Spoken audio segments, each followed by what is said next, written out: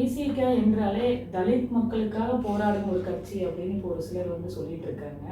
ஒரு சிலர் வந்து பாகுபாடு பார்த்து தான் திருமாவளவன் செய்கிறாரு அப்படிங்கிற மாதிரி சொல்லிட்டு இருக்காங்க. அது சம்மந்தப்பட்ட கருத்து. அதான் அவருடைய அறியாமை அல்லது அவருடைய காழ்ப்புணர்ச்சி என்று தான் சொல்ல முடியும். தலைவர் எழுச்சி தமிழர் அவர்களோடு நான் ஏறக்குறைய 35 ஆண்டு காலம் நான் பயணிச்சுட்டு இருக்கேன். இன்றைக்கு அரசியல் அதிகாரத்தை நோக்கி இந்த சமூக மக்கள் நகர்ந்திருக்கின்றார்கள் என்றால் அது தலைவர் எழுச்சி தமிழர் அவருடைய சீமான் அவர்கள், அண்ணாமலை அவர்கள் எல்லாம் வந்து இப்போ வந்து திருமாவளவன் அவர்கள் வந்து கூட்டணி இல்லாமல் எப்பவுமே செயல்பட முடியாது, திமுகவோட கூட்டணி இல்லாமல் திருமாவளவன் அவர்களால செயல்பட முடியாது அப்படின்னு சொல்றாங்க. அதை பத்தின உங்களுக்கு கருத்து? அதாவது ஒருமை என்று நம்ம எதையுமே பார்க்க முடியாது. எல்லாமே பன்மை. மனித உடலே பல கூறுகளால் ஆன ஒரு தொகுப்பு தான். உலகத்தில் ஒருமை எல்லாமே கிடையாது. ஈரோட்டில் இப்ப தற்பொழுது திராவிட பேரியக்கத்தின் சுயமரியாதை நூற்றாண்டு விழா இப்ப நடைபெற்றுக் கொண்டிருக்கிறது. இந்த விழாவில் கலந்து கொள்ள விடுதலை சிறுத்தைகள் கட்சியின் தலைவர் திருமாவளவன் அவர்கள் கலந்து கொண்டு சிறப்புரையாற்ற இருக்கிறார். விடுதலை சிறுத்தைகள் கட்சியின் மாநில தொடர்பாளர் பாவலன் அவர்களை சிறப்பு நேர்காணல் நமது நிறுவனத்துக்காக சிறப்பு நேர்காணல் எழுதியிருக்கிறார். அவர்களை சந்திப்போம். சார் வணக்கம். சார், இப்ப ஈரோட்டுக்கு நீங்க வந்திருக்கீங்க. உங்களோட விசிக பயணத்தை பத்தி நீங்க சொல்லுங்க சார். நாடு முழுவதும் சிதறி கிடக்கின்ற கோடான கோடி விளிம்புநிலை மக்களின் விடுதலையை முன்னிறுத்தி தலைவர் எழுச்சி தமிழர் அவர்கள் விடுதலை சிறுத்தைகள் என்கின்ற அந்த பேர் இயக்கத்தை கட்டமைத்து களப்பணியாற்றி நாளெல்லாம் பொழுதெல்லாம் காடுகளணியில் மாடாய் உழைக்கின்ற மக்களின் அரசியல் உரிமைகளுக்காக போராடி வருகின்றார். அதன் தொடக்கத்திலிருந்து இன்று வரை ஏறக்குறைய 35 ஆண்டுகள் ஆகிறது. இந்த 35 ஆண்டுகளில் ஒவ்வொரு நாளும் தன்னை வருத்தி கொண்டு அர்ப்பணித்துக் கொண்டு சமூக களத்தில், அரசியல் களத்தில், பண்பாட்டு உரிமை களத்தில் அவர் அரும்பாடுபட்டு வருகின்றார். அதன் அடிப்படையில் இன்றைக்கு நாடு முழுவதும் ஒரு மிகப்பெரிய ஒரு மாற்றம் நிகழ்ந்திருக்கிறது. குறிப்பாக இந்த விளிம்புநிலை சமூகத்தை சார்ந்த பெரும்பான்மை மக்கள் பெரிய அளவில் ஒரு அரசியல் அங்கீகாரத்தை நோக்கி நகர்ந்து விட்டார்கள். எல்லா பிரச்சனைகளுக்கும் திறவுகோல் என்று புரட்சியாளர் அம்பேத்கர் அவர்கள் சொன்னார். அதன் அடிப்படையில் புரட்சியாளர் அம்பேத்கர் அவர்களின் கொள்கை வாரிசாக இருக்கக்கூடிய தலைவர் எழுச்சி தமிழர் சமூக நீதி கோட்பாட்டில் உறுதியாக நின்று போராடி வருகின்ற காரணத்தினால் இன்றைக்கு அரசியல் அதிகாரத்தை நோக்கி இந்த சமூக மக்கள் நகர்ந்திருக்கின்றார்கள் என்றால் அது தலைவர் எழுச்சி தமிழர் அவருடைய அர்ப்பணிப்பு தான் மிக முக்கிய காரணம். சார், விசிக என்றாலே தலித் மக்களுக்காக போராடும் ஒரு கட்சி அப்படின்னு இப்போ ஒரு சிலர் வந்து சொல்லிட்டு இருக்காங்க. ஒரு சிலர் வந்து பாகுபாடு பார்த்து தான் திருமாவளவன் செய்கிறாரு அப்படிங்கிற மாதிரி சொல்லிட்டு இருக்காங்க. அது சம்மந்தப்பட்ட கருத்து? அதான் அவருடைய அறியாமை அல்லது அவருடைய காழ்ப்புணர்ச்சி என்று தான் சொல்ல முடியும். தலைவர் எழுச்சி தமிழர் அவர்களோடு நான் ஏறக்குறைய 35 ஆண்டு காலம் நான் பயணிச்சுட்டு இருக்கேன். 1989 என்னுடைய பயணம். மாணவர் பருவத்திலிருந்து அவர் சந்தித்த நாளிலிருந்து தொடர்ந்து பயணிச்சுட்டு இருக்கேன். நான் ஒரு முகாம் செயலாளராக இன்றைக்கு இந்த கட்சியில் மாநில செய்தி தொடர்பாளராக படிப்படியாக முன்னேறி இருக்கிறேன். நான் எனக்கு அவருடைய பயணம் என்பது மற்றவர்களை காட்டிலும் கூடுதலாக தெரியும். தொடக்க காலத்திலிருந்தே வெறும் தலித்துகளுடைய பிரச்சனைகளை மட்டும் முன்னிறுத்தி அவர் இந்த காலத்திற்கு வரவில்லை. ஒரு சமூக மக்களுடைய சாதிய சிக்கலிலிருந்து அந்த மக்களை மீட்டெடுத்து அவருடைய சமூக விடுதலையை படைக்க வேண்டும் என்றால் மற்றவருடைய ஒத்துழைப்பு இல்லாமல் செய்ய முடியாது. ஒரு எஸ்சி அப்படின்னா பிசியோட ஒத்துழைப்பு தேவை. பிற்படுத்தப்பட்ட சமூக மக்களுடைய ஒத்துழைப்போடு, அவர்களுடைய அரசியல் புரிதலோடு, அவருடைய ஜனநாயக கடமையோடு தான் இது தலித் மக்களுடைய, இந்த விளிம்புநிலை சமூக மக்களுடைய விடுதலையை சமூக களத்தில் படைக்க முடியும். காலத்திலேயே இந்த விடுதலை சிறுத்தைகள் கட்சி தலித் பிராந்தர் இயக்கமாக இருக்கும் போதே நான் தலித், அதாவது தலித் அல்லாதோர் இந்த இயக்கத்தில் இருந்தாங்க. அவருடைய கூட்டு முயற்சியோடு தான் தலைவர் இந்த பயணத்தை தொடங்கினார். இன்னும் சொல்லப்போனால் தமிழ் தேசிய களத்தில் பங்காற்றி கொண்டிருந்தவர்கள், அந்த களத்தில் நின்று உறுதியாக போராடியவர்கள், அவரோட அந்த காலத்திலேயே அவரோட ஒரு தொடர்பு வச்சுக்கிட்டு உறவு வச்சுக்கிட்டு அவருடைய ஆலோசனைகளை கேட்டுக்கொண்டு தான் இந்த பயணத்தை தொடங்கினார். அதாவது சாதி ஒழிப்பே மக்கள் விடுதலை என்கின்ற இந்த முழக்கத்தை முன்னிறுத்தி நாடு முழுவதும் இருக்கக்கூடிய சாமானிய மக்களை அணிதிரட்ட வேண்டும் என்றால் ஒரு அரசியல் தேவை. வெறுமனே சாதி ஒழிக, புரட்சியாளர் அம்பேத்கர் வாழ்க அப்படின்னா சாதி ஒழியாது. சாதி ஒழிப்பிற்கு ஒரு அரசியல் தேவை. அந்த அரசியல் தமிழ் தேசிய அரசியல் அப்படின்றது தலைவர் எழுச்சி தமிழ் தொடக்க காலத்தில் எங்களுக்கு கற்றுக் கொடுத்தார். அதன் அடிப்படையில் தான் தமிழர்கள் இல்லாத நாடு இல்லை, தமிழர்களுக்கென்று ஒரு நாடு இல்லை என்கின்ற தனியாத தாகத்தோடு ஒரு ஆயுதம் தாங்கிய போராட்டத்தை கால் நூற்றாண்டுக்கு மேலாக தமிழீழ மண்ணில் யுத்தம் நடத்திய மேதகு பிரபாகரன் தலைமையிலேயே விடுதலை புலிகளுக்கு நாங்கள் எங்களுடைய ஆதரவை, தலைவர் எழுச்சி தமிழர் அவர்கள் எங்களுடைய ஆதரவை வெளிப்படையாக காட்டி அந்த பயணத்தை தொடங்கினார். ஒரு தலித் மக்களுடைய விடுதலை மட்டுமே முன்னிறுத்தி அம்பேத்கர் இயக்கமாக இயங்கக்கூடிய எந்த ஒரு இயக்கமும் செய்யாத வேலையை தலைவர் எழுச்சி தமிழர் அவர்கள் நடத்தினார். அதனால தான் ஒரு சாதி ஒழிப்புக்கு ஒரு அரசியல் தேவை. வெறுமனே வாழ்க்கை ஒழினா ஒரு அரசியல் பிரச்சனை ஒரு முடிவு வராது. ஒரு ரெவல்யூஷன் உருவாக்கணும், ஒரு புரட்சியை உருவாக்கணும், சமூக மாற்றத்தை உருவாக்கணும் அப்படின்னா அதுக்கு ஒரு வலுவான அரசியல் தேவை. அந்த வலுவான அரசியல் தமிழ் தேசிய அரசியல். அந்த களத்திலிருந்து தான் எல்லாவற்றையும் அவருடைய அணுகுமுறை இருந்தது. அதன் அடிப்படையில் தான் தமிழீழ விடுதலை போராட்டத்திற்கு விடுதலை சிறுத்தைகள் தமிழ்நாட்டில் எந்த அளவிற்கு நெருக்கடிகளை தாண்டி, தடைகளை தாண்டி ஆதரவு கொடுக்க முடியுமோ அந்த ஆதரவு கொடுத்து அந்த பயணத்தில் உறுதியாக நின்றோம். அதே போன்று பெரியாரியவாதிகள், அம்பேத்கரியவாதிகள், மார்க்சியவாதிகள் போன்ற சமூக அக்கறை உள்ளவரோடு சேர்ந்து பயணம் பண்ணியிருக்காங்க. அதனால தான் விடுதலை சிறுத்தைகள் பிற இயக்கங்களை காட்டு இந்த அளவுக்கு அரசியல் அதிகாரத்தை எட்டி பிடிக்கக்கூடிய இடத்தை நோக்கி நகர்ந்திருக்கின்றோம். சார், நீங்கள் பிரபாகரன் அவர்களை பற்றி சொன்னீங்க, அதனால இந்த கேள்வி கேட்குறேன். இப்போ சீமான் அவர்கள், அண்ணாமலை அவர்கள் எல்லாம் இப்போ திருமாவளவன் அவர்கள் கூட்டணி இல்லாமல் எப்போவுமே செயல்பட முடியாது, நாங்களாம் பிரபாகரன் அவர்களோட வளர்ந்ததுனால தனித்தே நிற்போம் அப்படின்னு ஒரு கருத்து பல நிகழ்ச்சிகளில் சொல்லிட்டே இருக்காங்க. அண்ணாமலையும் சீமானும் சொல்லிட்டே இருக்காங்க. அதுவும் திமுகவோட கூட்டணி இல்லாமல் திருமாவளவன் அவர்களால செயல்பட முடியாது அப்படின்னு சொல்றாங்க. அதை பற்றி உங்களுக்கு கருத்து? அதாவது ஒருமை என்று நம்ம எதையுமே பார்க்க முடியாது. எல்லாமே பன்மை. மனித உடலே பல கூறுகளால் ஆன ஒரு தொகுப்பு தான். உலகத்தில் ஒருமை எல்லாமே எதுவும் கிடையாது. அது போன்றுதான் ஒரு சமூக களத்தில் ஒரு நீண்ட நெடிய காலம் சாதி அடிப்படையில், வர்ண அடிப்படையில் ஒடுக்கப்பட்ட மக்களுக்கு ஒரு விடுதலையை கொடுக்க வேண்டும் என்றால் ஒரு கூட்டு முயற்சி தேவை. இப்போ அரசியல் களத்தில் நம்ம தன்னிச்சு எதுவுமே சாதிக்க முடியாது. ஏன்னா அவ்வளோ நெருக்கடி இருக்குது. ஒரு மனிதனுடைய அறிவு என்ன, ஆற்றல் என்ன, தகுதி என்ன, திறமை என்ன என்று பார்ப்பதற்கு யாரும் தயாராக இல்லை. தலைவர் எழுச்சி தமிழர் அவருடைய அறிவு என்ன, அவருடைய ஆற்றல் என்ன, அவர் என்ன பேசுகிறாரு, என்ன செய்கிறாரு அப்படின்றது மதிப்பீடு பார்க்கக்கூடிய அந்த பக்குவம் இங்கே இல்லை. சாதியாக பார்க்குறாங்க. எவ்வளவு திறமை இருந்தாலும் சாதியாக பார்க்குறாங்க. நாளைக்கு ஒரு நடிகர் அவருக்கு பேச தெரியாது, எழுத தெரியாது, போராட தெரியாது, கொள்கை தெரியாது, கோட்பாடு தெரியாது. யார் வேணுமோ ஒரு நடிகர் கட்சி ஆரம்பிக்கலாம். கட்சி ஆரம்பிச்சது எல்லா சாதிய சமூகத்தை ஓடி போய் சேர்ந்துடுறாங்க. நடிகர்னா போய் சேர்ந்துடுறாங்க.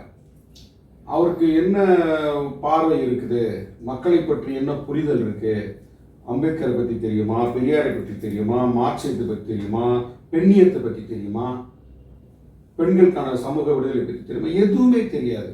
அவர்கள் சினிமாவில் நீண்ட நெடுங்காலம் ஹீரோவை நடிச்சிருக்கலாம். அப்போ அது ஒரு தகுதியாகவே வச்சுட்டு வரும்போது எல்லா சமூகத்தை சேர்ந்து ஓடி போய் இணைச்சிக்கிறாங்க. ஆனால் எல்லாவற்றையும் தெரிந்து கொண்டு இந்த களத்தில் தன்னை முழுமையாக அர்ப்பணித்துக் கொண்டு தன்னுடைய வாழ்நாளிலேயே ஒரு சமூக மாற்றத்தை உருவாக்கி இங்கே சட்டத்தின்படி அனைவருக்கும் எல்லோருக்கும் எல்லாம் கிடைக்க வேண்டும் என்கின்ற அந்த ஒரு உயரிய கோட்பாட்டோடு ஒருவர் களத்திற்கு வந்தால் அவருடைய அறிவு திறமையை, அவருடைய ஆற்றலை இங்கே கணக்கெடுவதற்கு ஆளுநர் சாதியாக பார்க்கின்றார். இந்த சிக்கல் இருக்கின்ற காரணத்தினால தான் உங்களுக்கு கூட்டணி தேவைப்படுது. இப்போ சீமான் சொல்லலாம், சீமான் எங்கே வேணாலும் போகலாம், தடை இல்லை. எங்களுக்கு தடை இருக்குல்ல. ஒரு இன்றைக்கும் தலைவர் எழுச்சி தமிழர் போட்டியிடக்கூடிய தொகுதியில் அவருடைய சொந்த தொகுதியாக இருந்தால் கூட சில இடங்களுக்கு போய் வாக்கு சேகரிக்க முடியல. ஒரு தடை இருக்குது. ஆனால் மற்றவர்களுக்கு அந்த தடை இல்லை. யார் வேணாலும் எந்த தெருவில் போய் ஓட்டு கேட்கலாம். ஆனால் எங்களுக்கு ஒரு தடை இருக்குது. இந்த தடை எதுலேருந்து வருது? அவருக்கு வந்து எதுவுமே தெரியாதா? ஒரு சாதிய பார்வை. இவர் ஏன் இங்கே வரணும், இவர் ஏன் இங்கே ஓட்டு கேட்டு வரணும், இவர் யார் நம்ம யார்? அப்போ வந்து ஒரு பகையாவை பார்க்கக்கூடிய, சாதியாவை பார்க்கக்கூடிய இந்த மனநிலையில் இருக்கும்போது தான் எங்களுக்கு கூட்டணி தேவைப்படுது. அந்த கூட்டணி என்பது கொள்கை சார்ந்து, கோட்பாடு சார்ந்து, சமூக நீதி அனைவருக்கும் தேவை, எல்லோருக்கும் கல்வி தேவை, எல்லோருக்கும் வேலை வாய்ப்பு தேவை, எம்பவர்மெண்ட் எல்லோருக்கும் தேவை. அப்போ சமூக நீதியை பேசுகின்ற கட்சிகளோடு தான் இங்கே பயணிக்க முடியும். தமிழ்நாட்டில் சமூக நீதி பேசுகிற கட்சி எது? அதிமுக பேசுதா? இல்லை. சமூக நீதிக்காக போராடி இருக்கலாம், அதை காப்பாற்றி இருக்கலாம். இன்றைக்கு பாரதிய ஜனதா என்கின்ற பயங்கரவாத கட்சி, மக்கள் விரோத கட்சி, சமூக நீதிக்கு எதிரான ஒரு கட்சி. இங்கே வந்து தலித்துகளும் அல்லது பிற்படுத்தப்பட்ட சமூகத்தை சேர்ந்தவர்களும் படிக்கக்கூடாது, கல்வி அனைவருக்கும் கொடுக்கக்கூடாது, எல்லோரும் படிச்சுட்டு மேலே வர்றாங்க, அதிகாரத்தை நோக்கி நகர்றாங்க, அப்போ அதை தடுக்கணும், மீண்டும் வந்து சனாதனத்தின் ஆட்சியை வந்து இங்கே நிறுவனம் அப்படின்ற எண்ணத்தோடு செயல்படக்கூடிய கட்சி தான் வந்து பாரதிய ஜனதா கட்சி. அந்த கட்சியோட அதிமுக உறவு வச்சுட்டு இருக்காங்க. அப்போ சமூக நீதிக்கு எதிராக அவங்க மூர்க்கமாக பேச முடியல. அப்போ சமூக நீதிக்காக பேசக்கூடிய ஒரே ஒரு கட்சி, பெரிய கட்சி திமுக தான். அப்போ திமுகவோடு எங்களுடைய பயணம் என்பது சமூக நீதி கோட்பாட்டில் தான் தவிர மற்றபடி திமுக எங்களுக்கு என்ன இருக்கு? எங்களுக்கு சமூக நீதியை பேசக்கூடியவர்கள், சாதி ஒழிப்பு பேசக்கூடியவர்கள் யாராக இருந்தாலும் அவங்க கூட தான் எங்களுடைய பயணம். எங்களுடைய பயணம் அப்படிதான் இருக்கும். கொள்கை கோட்பாட்டோடு இணைந்த பயணம் தான். வேற வந்து தனிப்பட்ட முறையில் எங்களுக்கு எந்த விதமான ஒரு அரசியல் ஆதாயத்துக்காக நாங்கள் போகல. இது வந்து சீமானுக்கும் அண்ணாமலைக்கும் வந்து அவர்களை விட எங்களுக்கு வந்து அரசியல் புரிதல் இருக்கிறது. அவருடைய அரசியல் என்பதெல்லாம் ஒரு முட்டுச்சந்து தான். சீமானுடைய அரசியல் ஒரு முட்டுச்சந்து தான். அவர் வந்து விடுதலை சிறுத்தைகளுக்கு வந்து அறிவுரை கூறக்கூடிய இடத்தில் வந்து நாங்கள் இல்லை. எங்களுக்கு வந்து எல்லா அரசியலுமே தெரியும். தமிழ் தேசிய அரசியல் வந்து என்னன்றதை அதை வந்து நடைமுறையில் வந்து எது தமிழ் தேசியம் அப்படின்றத எங்கள் தலைவர் எழுச்சி தமிழர் ரொம்ப அறிவுபூர்வமாக, ஆக்கப்பூர்வமாக வந்து விளக்கியிருக்காரு. சும்மா மொழி அடிப்படையில், இனம் அடிப்படையில் மட்டுமே ஒரு தேசியத்தை வந்து கட்டமைக்க முடியாது. இன்றைக்கு நுகர்வு கலாச்சாரத்தை நோக்கி மனுஷன் நகர்ந்துட்டான். உலகமே வந்து நுகர்வு கலாச்சாரம், சந்தை கலாச்சாரமாக இருக்குது. அப்போ மொழி இனத்தின் அடிப்படையில் வந்து இங்கே வந்து ஒரு நாட்டை உருவாக்குவது மிகப்பெரிய கடினமான காரியமாக இருக்குது. ஒரு நாடு இந்தியாவை எப்படி பார்க்கிறது என்றால், இந்தியாவின் பொருளாதாரம் என்ன, இந்தியாவில் நமக்கு என்ன நன்மை, இப்படி தான் பார்க்கணும்.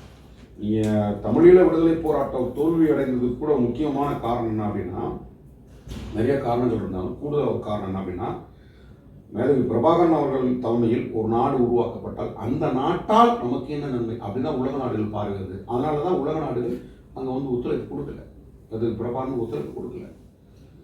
உலகத்தில் ஏராளமான நாடுகள் தனித்தனி நாடாக பிரிஞ்சு போனாங்க. தனித்தனி குடியரசு உருவாக்கினாங்க. தனித்தனி சட்டத்தை உருவாக்கி தனித்தனி நாடுகள் அங்கீகரிக்கப்பட்டது, ஐநா சபையில் உறுப்பு நாடுகள் ஆனது. ஆனால் தமிழீழம் மட்டும் ஏறக்குறைய 4 நூற்றாண்டுக்கு மேலாக யுத்தம் நடத்தி 1.5 லட்சம் மக்கள் படுகொலை செய்யப்பட்ட பிறகும் அந்த நாடு தனிநாடாக அங்கீகரிக்கப்படாத காரணம்னா இந்த சந்தை கலாச்சாரம், சந்தை பொருளாதாரம், நுகர்வு கலாச்சாரம் ஒரு காரணமாக இருக்குது. அந்த அடிப்படையில் தான் நாங்கள் எல்லாத்தையும் பார்க்குறோம். சார், இப்போ வந்து நீங்கள் பிஜேபி பற்றி சொன்னீங்க. இப்போ அதிமுகவுடைய அமைச்சர்கள், முன்னாள் அமைச்சர்களாகட்டும், இப்போ இருக்கிற நிர்வாகிகளாகட்டும், திமுக வந்து பிஜேபியோட கூடிய சீக்கிரம் கூட்டணி வைப்பாங்க அப்படின்னு சொல்லிட்டு வராங்க. இப்போ ரீசெண்டாக வந்த நியூஸ் எல்லாமே. இப்போ அந்த மாதிரி ஒரு நிலை வந்ததுன்னா விசிகாவினுடைய நிலை எப்படி இருக்கும்? திமுகவினோடு பிஜேபி கூட்டணி அப்படிங்கிற ஒரு நிலைப்பாடு வரும்போது விசிகாவினுடைய நிலைப்பாடு என்னவா இருக்கும்? இந்தியா கூட்டணி என்கின்ற ஒரு வலுவான கூட்டணி உருவாவதற்கு திமுக ஒரு முக்கியமான ஒரு காரணம். இன்றைக்கு வரை இந்தியா கூட்டணி அவங்க பயணிச்சுட்டு இருக்காங்க. இன்னொன்று, மாநிலத்தை ஆளக்கூடிய ஒரு கட்சி. மாநிலத்திற்கு ஏராளமான திட்டங்கள் தேவை, ஒன்றிய அரசினுடைய திட்டங்கள் தேவை. அதன் அடிப்படையில் வந்து ஒரு இணக்கத்தை உருவாக்கியிருக்காங்களே தவிர பாரதிய ஜனதாவோடு அவர்கள் வந்து கூட்டணி வைப்பதற்கு எந்த விதமான முகாந்திரமும் இல்லை. ஏன்னா அடுத்த தேர்தலில் வந்து இப்போ தான் நாடாளுமன்ற தேர்தல் முடிஞ்சிருக்கு. ஒரு மைனாரிட்டி அரசாங்கமாக பாரதிய ஜனதா வந்திருக்கு. அடுத்த தேர்தல் பாரதிய ஜனதா வர வாய்ப்பு இல்லை. பாரதிய ஜனதா மீண்டும் ஆட்சி பிடிக்க வாய்ப்பு இல்லாத சூழலில் திமுக போய் அப்படி ஒரு முடிவு எடுக்க மாட்டாங்க. அப்படி போனால் அது தற்கொலைக்கு சமம். அது மாதிரிலாம் ஒரு இதை எடுக்க மாட்டாங்க. ஏன்னா ஏற்கனவே வந்து ஜிஎஸ்டி ஃபண்டு தமிழ்நாட்டுக்கு சேர வேண்டிய தொகை வரலை, வெள்ள நிவாரணம் கேட்டு அது முழுசாக கொடுக்கல. இப்படி வந்து ஒரு நிதி நெருக்கடியை ஒரு செயற்கையாக வந்து ஒன்றிய அரசு உருவாக்குது. அதன் அடிப்படையில் நிதி வாங்குவதற்காக ஒரு இணக்கத்தை ஒரு நட்பை உருவாக்கலாம். இது தேவைதான், சம்பந்தப்பட்ட உறவு தேவைதான், இல்லாமல் இருக்காதுங்க. இப்போ நான் என்னன்னா, ஒன்றிய அரசு இல்லாமல் மாநில அரசு இயங்காது. என்னதான் எதிர்கட்சியாக இருந்தால் கூட, எதிரணியில் இருந்தால் கூட, ஒன்றிய அரசுடைய அசைவு இல்லாமல் ஒரு நொடி பொழுது இங்கே இயங்காது. ஒரு மாநில அரசாங்கத்தை வந்து பின்னால் இருந்து இயக்கி கொண்டிருப்பது ஒன்றிய அரசாங்கம் தான். அப்போ ஒரு நட்பு தேவைப்படுது, உறவு தேவைப்படுது. அதை வந்து தேர்தல் களத்துக்கான நட்பா அல்லது நிர்வாகத்துக்கான நட்பா அப்படின்னு பிரித்து பார்க்கணும். அது வந்து திமுக எந்த காலத்திலும் பாரதிய ஜனதாவோடு இப்போது இணங்கி போவதற்கு ஒரு கூட்டணி வைப்பதற்கு வாய்ப்பே கிடையாது. அவங்க அரசாங்கத்தை நடத்தணும், பீஸ்ஃபுல்லாக நடத்தணும் பார்க்குறாங்க. இன்னும் வந்து 1.5 ஆண்டு காலம் வந்து திமுக அரசு இருக்குது. அவங்க இப்போ தான் ஆட்சிக்கு வந்திருக்காங்க. நிதி தேவைப்படுது, அதுக்கான ஒரு முயற்சியாக இருக்கணும். கூடுதலாக வந்து தலைவர் கலைஞரை பற்றி பாரதிய ஜனதாவே வந்து புகழ்ந்து பேசணும் அப்படின்ற எண்ணத்தோடு கூட இருக்கலாம். ஏன்னா வந்து தலைவர் கலைஞர் அவர்கள் தமிழ்நாட்டின் முதலமைச்சராக வந்த காலகட்டத்திலிருந்து தொடர்ந்து டெல்லியிலிருந்து இந்த சனாதன சக்திகள் அவருக்கு எதிராக வந்து சதித்திட்டங்களை தீட்டிக்கிட்டே இருப்பாங்க. நீங்கள் அதிமுக அடித்த கொள்ளை வந்து அதிகம், ஜெயலலிதா அடித்த கொள்ளை அதிகம், ஆனால் கொள்ளை என்றால் திமுக தான் அப்படின்ற மாதிரி பழி போடுவாங்க. அதிமுக ஜெயலலிதாவோ சசிகலா அவங்க அடித்த கொள்ளை வந்து அதிகம், எல்லாருக்குமே தெரியும். ஆனால் கொள்ளையா ஊழலா திமுக தான் வரும் வாயில, அதிமுக சொல்ல மாட்டாங்க. ஏன்னா அந்த அளவுக்கு அதை ப்ரொஜெக்ட் பண்ணிட்டே இருப்பாங்க. டெல்லியில் ஒரு கும்பல் இருக்குது, அந்த கும்பல் வந்து தொடர்ந்து வந்து திமுகவுக்கு எதிராக பேசிக்கிட்டே இருப்பாங்க. என்ன செஞ்சாலும் அதை டேமேஜ் பண்ணுவாங்க. அப்படிதான் வந்து ஒரு பிரமையை உருவாக்கிட்டாங்க. ஊழல் என்பது அது ஒரு பொதுவாகி போச்சு. யார் ஆட்சிக்கு வந்தாலும் ஊழல் வந்து ஒழிக்க முடியாது. அது ஸ்டேட்லேருந்து சென்ட்ரல் வரைக்கும் எல்லா மாநிலங்களையும் இருக்குது. பாரதிய ஜனதா ஆளக்கூடிய மாநிலங்கள் ஊழல் ஒழிஞ்சிருச்சா, லஞ்சம் ஒழிஞ்சிருச்சா? அங்கே பெருசாக தான் இருக்குது. ரொம்ப தமிழ்நாட்டு ஒப்பிடும்போது பாரதிய ஜனதா ஆளக்கூடிய மாநிலங்களில் ஊழல்லாம் பெருசாக தான் இருக்குது. அதெல்லாம் வந்து அவ்வளோ சீக்கிரம் வந்து வேரோட அறுத்துவிட முடியாது. ஊழலுக்கு பல காரணங்கள் இருக்குது. அதெல்லாம் ஒழிஞ்சாலும் அதை ஒழிக்க முடியும். வெறும் ஊழலை மட்டுமே ஒழிக்க முடியாது. ஊழலுக்கு அதோட தொடர்புடைய பல காரணங்கள் இருக்குது. அப்போ ஒரு சமூக சிக்கலாக தான் பார்க்கணும் ஊழலை வந்து. ஊழல் லஞ்சம் லாவணியத்தை ஒரு சமூக சிக்கலாக தான் பார்க்கணும். அப்போ அப்படி பார்க்கும்போது வந்து உங்களுக்கு வந்து திமுக வந்து நிறைய வந்து அவதூறுகள் பழிகள் போட்டுட்டு தான் இருப்பாங்க கலைஞர் இந்த காலத்தில் வந்து. அதனால் கலைஞரை வந்து சனாதன சக்திகள் தொடர்ந்து ஒரு பகையாக பார்த்தாங்களே, அப்போ சனாதன கட்சியிலேருந்து ஒருத்தர் கூப்பிட்டு கலைஞர் புகழ வைப்போம் அப்படின்ற ஒரு எண்ணமாக கூட இருக்கலாம். திமுகவின் வெற்றியை அவங்க பார்ப்பாங்கன்னு சொல்கிறேன். ஆமாம் ஆமாம், அது ஒரு ஸ்டாண்டு, பொலிட்டிக்ஸ் ஸ்டாண்டு. சார், விசிக அப்படின்னாலே எப்பவுமே பரபரப்புக்கு பஞ்சம் இல்லாமல் இருக்குது. இப்போ சமீபத்தில் பயில்வான் ரங்கநாதன் வந்து தலைவர் திருமாவளவன், விசிக தலைவர் திருமாவளவனுடைய பிறந்த நாள் நிகழ்ச்சியில் வந்து அது சம்மந்தப்பட்ட பல முரண்பாடான கருத்துக்கள் சொல்லியிருக்காங்க. அதுக்கு உங்களோட கருத்து? தலைவர் எழுச்சி தமிழர் அவருடைய பிறந்த நாள், தமிழர் எழுச்சி நாள் அப்படின்ற அந்த முழக்கத்தோடு நாங்கள் வந்து ஒவ்வொரு ஆண்டும் அவருடைய பிறந்த நாளை முன்னெடுத்து வருகின்றோம். ஆரம்பத்தில் அவங்கவுங்க இஷ்டத்துக்கு அதை பண்ணாங்க. அப்புறம் நாங்கள் மையப்படுத்தப்பட்ட ஒரு நிகழ்ச்சியாக மாற்றணும் அப்படின்ட்டு கட்சியிலேருந்து அதை வந்து நாங்கள் அந்த இதை எடுத்தோம். அப்படி நடத்தின ஒரு நிகழ்ச்சி தான் ஆகஸ்ட் 16 முதல் நாள் இரவே நாங்கள் அந்த மாலையே அந்த நிகழ்ச்சி தொடங்கினோம். அங்கே வருகிருந்த எங்களுடைய கவியரங்கத்திற்கு வருகிருந்த கவிஞர் சினேகா உள்ளிட்ட ஒரு சிலர் சீமானவர்களை ஒரு விமர்சனம் பண்ணிட்டாங்க. இது தலைவர் எழுச்சி தமிழர் அவர்களுக்கு தெரியாது. அவர் கவனத்துக்கு வராத ஒரு செய்தி. ஒரு மேடையில் ஒரு கவிஞர் என்ன கவிதை எழுதி கொண்டு வந்திருக்கா, நீங்கள் என்ன கவிதை சொல்ல போகிறீங்க, கொடுங்க நான் படித்து பார்க்குறேன் அப்படின்னு யாரும் சொல்ல மாட்டாங்க. நீங்கள் ஒரு தலைவரை புகழ்ந்து பாட போகிறீங்கன்னா, கவிதை பாட போகிறீங்கன்னா பாடுங்கன்னு தான் சொல்லுவோம். அப்படி தான் வந்து அவங்க வந்து பாடினாங்க. என்ன கவிதையை வந்து அவங்க எழுதிட்டு வந்திருக்காங்க, என்ன கவிதையை புனைய போகிறாங்க அப்படின்றது நமக்கு தெரியாது. அந்த மேடையில் அவங்க கவிதையை வாசிக்கும் போது எழுச்சி தமிழர் புகழ்ந்து பேசும்போது சீமானை வந்து ஒரு விமர்சனம் சீமான் வைக்கிறாங்க. இதற்கு தமிழ் தலைவருக்கும் அதுக்கும் எந்த விதமான தொடர்பு கிடையாது. ஆனால் அதை தலைவர் அவர்கள் விரும்பவில்லை. ஆனால் அந்த சமூக ஊடகங்களில் விடுதலை சிறுத்தைகளுக்கு எதிரானவர்கள், இந்த மக்களுக்கு எதிரானவர்கள், எழுச்சி தமிழருக்கு எதிரானவர்கள், சாதியவாதிகள், சாதி வெறி பிடித்தவர்கள், சனாதனவாதிகள் தலைவர் கைதட்டி சிரித்ததையும் கவிஞர் சினேகா சீமானை பற்றி சொன்னது ஒன்றாக இணைத்து அதை வந்து வெளியே விடுறாங்க. இதெல்லாம் வந்து இந்த கூமுட்டை பைல்வான் ரங்கநாதனுக்கு தெரியாது. பைல்வான் ரங்கநாதனுக்கு என்ன அரசியல் அறிவு இருக்க போகுது? தலைவர் எழுச்சி தமிழர் அவரை பற்றி என்ன தெரியும்? அவர் வந்து ஒரு கூமுட்டை தான். அது என்ன நடந்தது, என்ன பின்புலத்தில் என்ன நடந்ததுன்னு தெரியாது. நீ நாம் தமிழர் கட்சியுடைய ஐடி விங்க எடுத்து பார்க்கணும். பைல்வான் ரங்கநாதன் அவர்களே, நீங்கள் போய் வந்து நாம் தமிழர் கட்சியுடைய ஐடி விங்கில் போய் பாருங்கள். எங்கள் தலைவரை எவ்வளோ விமர்சனம் பண்ணுறாங்க, எவ்வளோ கொச்சையாக பதிவு போடுறாங்க, எங்கள் கட்சியை எவ்வளோ கேலி கிண்டல் பண்ணுறாங்க அப்படின்னு. விடுதலை சிறுத்தைகள் கட்சி இன்றைக்கு தமிழ்நாட்டில் பல கோடி மக்களுக்கு நம்பிக்கை அளிக்கக்கூடிய கட்சியாக வளர்ந்திருக்கிறது. 100 ஆண்டுகளாக வந்து சாதியால் புறக்கணிக்கப்பட்டு, சமூகத்தால் புறக்கணிக்கப்பட்டு, ஒடுக்குமுறைக்கு உள்ளானார்கள் இன்றைக்கு தைரியமாக எழுச்சி பெற்று பிற சமூகத்திற்கு நிகராக வந்து இன்னைக்கு ஒரு வீரநிலை போட்டு வருகிறோம். அரசியல் களத்திலும் சரி, சமூக களத்தில் எவ்வளோ மாற்றத்தை உருவாக்கியிருக்கோம், ஒரு புரட்சியை உருவாக்கியிருக்கோம். அப்படிப்பட்ட ஒரு மாற்றத்தை தலைவருடைய அர்ப்பணிப்பால், அவருடைய அறிவால் அவர் வந்து அதை உருவாக்கி காட்டியிருக்காரு. அவருடைய உழைப்பால் உருவாக்கி காட்டியிருக்காரு. அப்படிப்பட்ட தலைவரை வந்து ரொம்ப சிறுமைப்படுத்தி, ஒருமைப்படுத்தி விடுதலை சிறுத்தைகளுக்கு வந்து சவால் வர்றது. கவிஞர் ஒருத்தர் கவிஞர் சினேகா பேசுகிறாருன்னா அது அவருடைய தனிப்பட்ட கவிதை, அதற்கு எங்களுக்கு தொடர்பு இல்லை. அவர் மேடையில் வந்து அவரோ ஒரு பேப்பர் எடுத்து கவிதை பாடுறாரு, நாங்கள் அதை ரசிக்கலை. அந்த சமயத்தில் நீங்கள் நல்ல க்ளோஸ்அப்பில் பார்த்தீங்கன்னா தலைவர் முகம் வந்து அப்படி இருக்க மாறும். சீமானை பற்றி விமர்சனம் போது இவர் தன்னுடைய முகம் மாறும். இதை மட்டுமே வந்து ஒட்டி வெட்டினதை அந்த செய்தியை வச்சுக்கிட்டு பைல்வான் ரங்கநாதன் வாய்க்கு வந்து பேசுகிறார். ஏற்கனவே சினிமா இருக்கக்கூடிய நடிகைகளை தரக்குறைவாக பேசி நிறைய நடிகர்கள்ட்ட செருப்படி வாங்கினவர் தான் அவர். ஏராளமான நடிகர்கள்ட்ட எல்லா நடிகைகளையும் வந்து அவருடைய கேரக்டர் அசசினேட் பண்ணுறாரு. அவருடைய நடத்தை வந்து கொச்சைப்படுத்தி பேசுவது, அதில் தான் அவர் ஃபேமஸ் ஆனார். பைல்வான் ரங்கநாதனுடைய வெளியே இன்னைக்கு அவர் நடிகராக தெரியும், ஆனால் ஊடகங்கள் இந்த யூடியூப் சேனலில் வந்து அவர் ஃபேமஸ் ஆகிறது காரணமே நடிகைகளை இழிவுபடுத்தி பேசினது தான். ஒரு காணொலி நான் பார்த்தேன். அவர் நடைபயிற்சி போகும்போது ஒரு நடிகை மறைச்சிக்கிட்டு அடித்து செருப்பால் அடிப்பேன்னு கேட்குறாங்க. அப்போ நாகரிகத்தை பற்றி நீ யாருக்கு கற்றுக் கொடுக்குற? விடுதலை சிறுத்தைகளுக்கோ தலைவர் எழுச்சி தமிழருக்கோ நாகரிகமாக பேசுவதற்கு கற்றுக் கொடுக்கக்கூடிய அருகதை உனக்கு இல்லை, பைல்வான் ரங்கநாதனுக்கு இல்லை. சொல்லப்போனால் நீ நாவடக்கமாக பேசு, எங்களை விமர்சனம் பண்ணுறதுக்கு உனக்கு எந்த தகுதியும் கிடையாது. முதல்ல நாம் தமிழர் கட்சியுடைய ஐடி விங்கு சமூக ஊடகத்தை வந்து நீங்கள் கட்டுப்படுத்துங்க. ரொம்ப தரக்குறையாக வந்து விமர்சனம் பண்ணிட்டு இருக்கீங்க.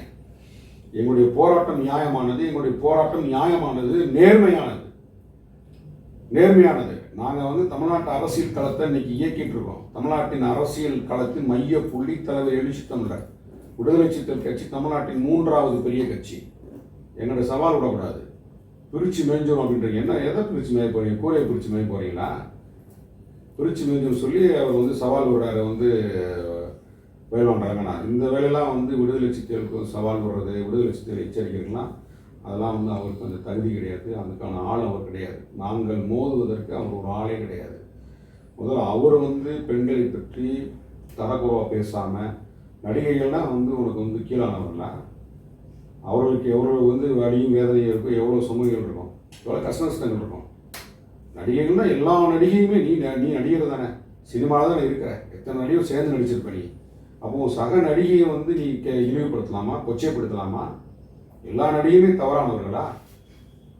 அப்போ இவருடைய முட்டாள்தனமான பேச்சு, அணுகுமுறை, நாகரிகமற்ற பேச்சு, இதுதான் வந்து அவருடைய அடையாளமே. அந்த அடையாளத்துக்குள் இருக்கக்கூடிய பைல்வான் ரங்கநாதன் வந்து எங்களுக்கு வந்து சவால் விடக்கூடாது, விடுதலை சிறுத்தைகளை வந்து பேசக்கூடாது, அவ்வளோதான் அப்படின்ற மாதிரி சவால் விடுறாரு. அவ்வளோதானே, என்ன பண்ண முடியும்? என்ன பண்ணுவீங்க நீங்கள்? நாங்கள் திருப்பி சொன்னால் என்ன ஆகும்? முதல்ல நாம் தமிழர் கட்சியில் இருக்கக்கூடிய அந்த தம்பிகளுக்கு போய் நீங்கள் அறிவுரை சொல்லுங்கள். ஒரு சாமானிய மக்களுக்காக தன்னுடைய வாழ்க்கையை அர்ப்பணித்த தலைவர் எழுச்சி தமிழரை வந்து கொச்சையாக விமர்சனம் பண்ணக்கூடாதுன்னு வந்து அங்கே போய் அறிவுரை சொல்லுங்கள். அவர்கள் பேசுகிறதும் இருந்தாலும் தெரியாது. நாம் தமிழர் கட்சியில் இருக்கக்கூடிய தம்பிகள் வந்து பேசுகிறதும் இருந்தாலும் தெரியாது. ஆமைக்கேரி தம்பிகளுக்கெல்லாம் தெரியாது. அதெல்லாம் கண்காணிக்காமல் மேடையில் வந்த ஒரு நிகழ்வை அது வந்து வெட்டி ஒட்ட வைத்த ஒரு நிகழ்வை பார்த்துட்டு வந்து தரக்குறை விமர்சனம் பண்ணுறதுலாம் ரொம்ப அருவருக்கத்தக்கது. அவர் உண்மையாக கண்டிக்கிறோம். சார், இந்தியா வந்து இப்போ பெண்களுக்கு எதிரான வன்கொடுமைகள் வந்து ரொம்பவே அதிகமாக நடந்துகிட்டு இருக்குது இப்போ சமீப காலங்களில். இப்போ அதில் பார்த்தீங்கன்னா கொல்கத்தா பெண் மருத்துவர் இப்போ சமீபத்தில் பார்த்துருப்பீங்க. இப்போ அது சம்பந்தமா அந்த மாநில முதலமைச்சர் மம்தா பானர்ஜி வந்து நடவடிக்கை எடுக்கிறத சொல்லியிருக்காங்க. பட் இது இது இது சம்பந்தமா விசிகாவுடைய கருத்து, உங்களுடைய கருத்து என்ன சார்? அதாவது இந்தியாவில் வந்து இந்த இந்திய சமூக கட்டமைப்பே பெண்களுக்கு எதிரான கட்டமைப்பு. குறிப்பாக அந்த சனாதன கட்டமைப்பு தான் இந்தியாவை இன்றைக்கு வந்து சட்டம் ஆட்சி செய்தாலும் சட்டத்திற்கு பின்னால் இருந்து இயக்குவது வந்து சனாதனம் தான். ஒரு குடும்பம்னா இப்படி தான் இருக்கணும், ஒரு பெண்ணுன்னா இப்படி தான் இருக்கணும், பெண் வந்து வீட்டுக்கு உள்ளே இப்படி இருக்கணும், வீட்டுக்கு வெளியில் இப்படி இருக்கணும். இது வந்து இந்த இந்த வர்ணாசிரமம் மனு தர்மம் உருவாக்கி வைத்திருக்கக்கூடிய கட்டமைப்பு. பல தலைவர்கள் போராடினா பெண்களுக்கு கல்வி வேணும், பெண்களுக்கு வேலை வாய்ப்பு வேணும், பெண்களுக்கு சொத்துல வந்து பங்கு வேணும், பெண்களை வந்து சரிசமமாக நடத்தணும் அப்படின்றது தலைவர்கள் நடத்தின போராட்டத்திலிருந்து புரட்சியாளர் அம்பேத்கர் அவர்களால் அரும்பாடுபட்டு உருவாக்கப்பட்ட சட்டத்தின் அடிப்படையில் தான் இன்றைக்கு ஒரு மாற்றம் உருவாக்கப்பட்டு பெண்கள் வந்து ஆண்களுக்கு நிகராக வந்திருக்காங்க. இந்த சட்டம் உருவாக்கப்படுவதற்கு முன்பு, தலைவர்கள் போராட்டம் நடத்தப்படுவதற்கு முன்பு பெண்கள் இப்படி தான் பார்க்கணும். அப்படியே ஒரு 100 ஆண்டுகளுக்கு பின்னாடி போங்க, வீட்டிலேருந்து வெளியே வர முடியாது. யாராவது போய் வீட்டு கதவை தட்டினா வீட்டுக்குள்ளேருந்தே கேட்பாங்க, யாருங்க வீட்டுக்காரர் எல்லாம் வெளியே போயிருக்காங்க இதான் சொல்லுவாங்க. அல்லது ஜன்னலை திறந்து பார்ப்பாங்க, வீட்டு வாசப்படியில் உட்கார மாட்டாங்க. இப்படி தான் ஒரு காலத்தில் இருந்தது. வெளியில் போனால் ஆண் தொழிலெலாம் போக மாட்டாங்க. ஆனால் இன்றைக்கு பெண்கள் சுதந்திரமாக எல்லா இடங்களுக்கு போகிறாங்க. ஆண்களை விட அதிகமாக படிக்க ஆரம்பிச்சிட்டாங்க, வேலை வாய்ப்பை நோக்கி போகிறாங்க, தற்சார்பு பொருளாதாரத்தை நோக்கி நகர்ந்துட்டாங்க. முன்னாடி எவ்வளோ தான் சம்பாதிச்சாலும் சொத்து இருந்தாலும் புருஷன்கிட்ட கையேந்துவாங்க, எனக்கு புடவை வாங்க காசு வேணும், நகை வாங்க காசு வேணும், ஒரு செருப்பு பொருள் கூட காசு வீட்டில் தான் கேட்பாங்க. இன்றைக்கு அது மாறிடுச்சு. வேலைக்கு போகிறாங்க, சம்பாதிக்கிறாங்க, தன்னுடைய தேவைகளை தானே நிறைவேற்றிக் கொள்ளக்கூடிய ஒரு சூழல் வந்து இங்கே உருவாகிருக்கு. அதுதான் ரொம்ப முக்கியம்.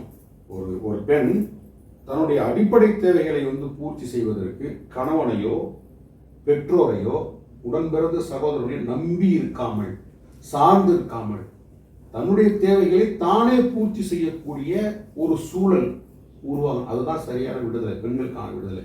இன்றைக்கு அது உருவாயிருக்கு. இந்த உருவாக்கம் என்பது தலைவர்கள் நடத்திய போராட்டத்தினாலும் சட்டத்தினாலும் உருவாயிருக்கு. அப்ப இந்த சட்டமும் தலைவர் நடத்தின போராட்டமும் பெண்களுக்கு உரிமை கொடுக்குது. ஆனால் மனு தர்மம், சனாதனம், சாதிய கட்டமைப்பு பெண்களை வந்து அடிமைப்படுத்தி ஆண்களுக்கு ஒரு நுகர்வு பொருளா, ஆண்களுடைய இச்சைக்கான ஒரு பொருளா, குடும்ப வேலைகளை செய்யக்கூடிய பொருளா, பிள்ளைகளை பெற்றுக் கொடுக்கக்கூடிய ஒரு இயந்திரமாக தான் வந்து காலங்காலமாக நடத்தி வந்தாங்க. இன்றைக்கு பாரதிய ஜனதா ஆட்சிக்கு வந்த பிறகு இந்த பெண்களுக்கு எதிரான வன்கொடுமை வந்து அதிகமாக நடந்துகிட்டே இருக்கு. ஏன்னா ஆஷிஃபான ஒரு சின்ன சிறுமி, 11 வயசு சிறுமியை மாத கணக்கில் வச்சு ஒரு கூட்டு பாலியல் வன்முறைச்சி பண்ணி கொலை செஞ்சாங்க. அது மாதிரி ஏராளமான பெண்கள் இன்றைக்கு சமூக ஊடகம் வந்த பிறகு தான் வெளியில் வருது.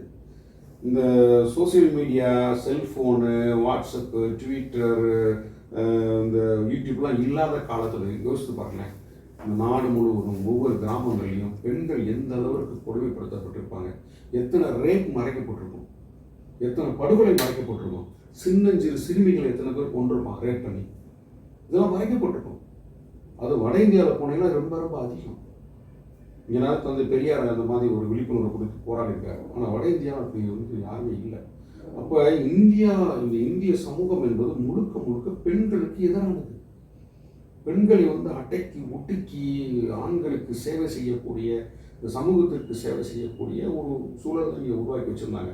தேவதாசி முறை உலகத்தில் எங்கேயா இருந்ததா? இங்கே தான் பெண்கள் வந்து கோயில் நடனம் ஆடணும். அந்த காலத்தில் இருந்தது. எல்லா கோயிலையும் பெண்களை வந்து நேர்ந்து விட்டுருவாங்க. அந்த கோயிலை நடனம் ஆடுறது, கோயிலை கூட்டி பெருக்கிறது, சாமி சிலைக்கு தண்ணி ஊற்றுறது, இரவு நேரங்களில் அந்த ஊரில் முக்கியமான ஆட்களுக்கு அவங்க வந்து ஒரு விருந்தாக போகணும் பல ஆண்களுக்கு. இது காலகாலமாக தேவதாசி முறை இங்கே இருந்தது. அது அடிச்சு உடச்சி இன்னைக்கு வந்து ஒழிச்சிட்டாங்கல்ல. அப்போ குழந்தை திருமணம் இங்கே தான் இருந்தது. 10 வயது சிறுமியை 15 வயசு 20 வயசு ஆண்களுக்கு திருமணம் பண்ணி வச்சுருவாங்க. இன்றைக்கு வட இந்தியாவில் பெரிய நிலப்பண்ணையாளர்கள், சொத்து உடையவர்கள்லாம் பார்த்தீங்கன்னா 18 வயசு 20 வயசு பெண்களை அவன் 70 வயசில் இருப்பான், திருமணம் பண்ணிக்குவான், ஆயுள் கூடும், அப்படி ஒரு நம்பிக்கை. இது ரொம்ப கொடுமைங்க. இப்படி தான் பெண்கள் வந்து குழந்தை திருமணம் பண்ணுறது, விதவைகள் வந்து மறுமணம் செய்யக்கூடாது, புருஷன் இறந்தா போய் நெருப்பில் போடுறது, அப்படி உடன்கட்டை இருந்தது. இது எல்லாம் ஒழிச்சுட்டாங்க. தலைவர்கள் போராட்டம் நடத்தி வெள்ளைக்காரன் வரலைன்னா அந்த நாடு நேரம் மோசமாக இருக்கும். வெள்ளைக்காரன் வந்த பிறகு தான் பெண்களுக்கு ஒரு பெரிய ஒரு மாற்றம். அவங்க வந்து ஒரு எம்பவராக ஒரு காரணமாக இருந்தாங்க வெள்ளைக்காரங்களாம். அதெல்லாம் வந்து வெள்ளைக்காரங்களை பெண்கள் கொண்டாடணும். பெண்கள் வந்து வெள்ளைக்காரர்கள் வந்து கொண்டாடணும். புரட்சியாளர் அம்பேத்கர், அந்த பெரியார் போன்ற தலைவர்களை வந்து அவங்க கொண்டாடணும். நன்றி விசுவாசத்தோடு அவங்க கொண்டாடணும். அப்போ இப்படிலாம் இருக்கிற காலகட்டத்தில் தான் மீண்டும் இந்த பாரதிய ஜனதா ஆட்சிக்கு வந்த பிறகு இந்த பெண்களுக்கு எதிரான கொடுமை நடந்துட்டு இருக்கு. அதில் கொல்கத்தாவில் நடந்த அந்த மருத்துவக் கல்லூரி மாணவி படுகொலை செய்யப்படுறது ரொம்ப ரொம்ப கொடூரம். இப்படிலாம் நடக்குமான்றதை நினச்சி கூட பார்க்க முடியாது. கையை உடைச்சி, காலை உடைச்சி, கொஞ்சம் கொஞ்சமாக சித்திரவதை பண்ணி கிட்டத்தட்ட நிறைய பேர் பண்ணிட்டாங்க. கிட்டத்தட்ட ஒரு 150 மில்லி அந்த செமன் வந்து அந்த பெண்ணிட்டிருந்து எடுத்திருக்காங்க. ரொம்ப கொடூரமான ஒரு படுகொலை. இது வக்கரம் பிடிச்சவங்க தான் அந்த மாதிரி செய்ய முடியும். வக்கர புத்தி உள்ளவர்கள் தான். அப்போ அவங்களுடைய மென்டாலிட்டி எப்படின்னு பாருங்கள். அவன் வந்து ஒரு ஆணாதிக்கம் அந்த வெறி பிடிச்சவன், அவன் கண்டிப்பாக சாதி வெறியனாக இருப்பான். ஒரு சனாதனத்தை உயர்த்தி பிடிக்கக்கூடியவனாக இருப்பான். ஒரு மனநிலை பாதிக்கப்பட்டவனாக தான் இருப்பான். இதுக்கு வந்து கொடூரமாக உலகத்தில் இப்போ நீங்கள் யூரோப் கண்ட்ரிலலாம் பெண்கள் வந்து நைட்டு இரவு 2 மணிக்கு தனியாக போகிறாங்க. நைட்டு மிட் நைட்டில் தனியாக போய் பர்ச்சேஸ் பண்ணுறாங்க. இங்கே அப்படி முடியுமா? இந்தியாவில் முடியுமா? அப்போ ஒரு பெண் இரவில் தனியாக நடமாட முடியாத சூழல் தான் இன்றைக்கு இருக்கிறது. பெண்களை பற்றிய பார்வை வந்து இங்கே தப்பாக இருக்குது. நம்ம வீட்டிலேயே இருக்கக்கூடிய ஆம்பளை பையனுக்கு பொம்பளை பிள்ளைக்கு மரியாதை கொடுக்கணும், சின்ன வயசுல சொல்லிக் கொடுக்கணும். அப்படி சொல்லிக் கொடுக்காத இந்த சமூகம் தான் குற்றவாளி. அங்கே வெஸ்ட் பெங்காலில் நடந்த அந்த படுகொலைக்கு காரணம் நாம் அனைவருமே வெட்டி தலைக்குனிய வேண்டிய ஒரு நிகழ்வு. சார், இப்போ இறுதியா வந்து இப்போ 2024, 26 தேர்தல் வரப்போகுது, ஊராட்சி தேர்தல் இப்போ வரப்போகுது.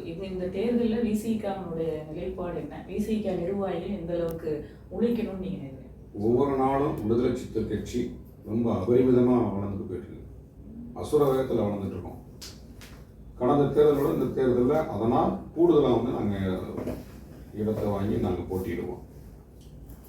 சார், இவ்வளோ நேரம் பொறுமையாக எங்களோட நேர்காணலுக்கு இணைந்ததுக்கு ரொம்ப நன்றி சார். உங்களோட அரசியல் பயணம் மேலும் மேலும் சிறக்க எங்களுடைய வாழ்த்துக்கள். நன்றி.